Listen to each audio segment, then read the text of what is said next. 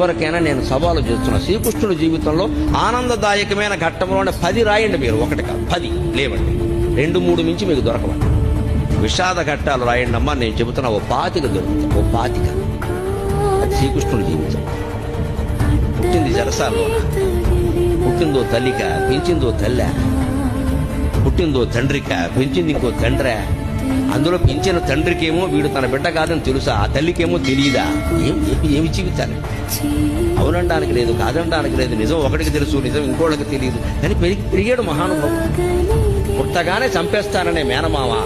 మనం ఎంత అదృష్టవంతులు ఉండే అటువంటి మేనమామలు మనకు లేదు. పుట్టని చంపేస్తాననే మేనమామ కత్తెట్టు కూర్చున్నాడు ఆ జైలు దగ్గర. అదే ఆ శ్రీకృష్ణుడి జీవితం. అవతార పురుషుడు అంటున్నారు కదా, మరి ఇంత భయంకరమైన జీవితంలో కూడా భగవత్తత్వాన్ని వ్యక్తం చేసిన మహానుభావుడు శ్రీకృష్ణుడు. కృష్ణం ముందే జగత్.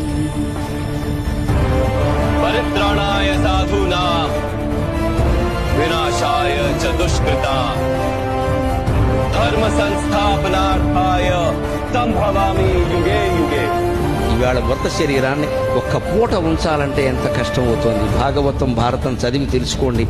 7 రోజులు మృత శరీరం అలాగే ఉందండి. 8 మంది భార్యలలో ఒక్కరు లేరు, తల్లి లేదు, తండ్రి లేదు, బిడ్డలు లేరు, ఎవ్వరు లేరు. మన భాషలో చెప్పాలంటే దిక్కుమాలిన మరణం.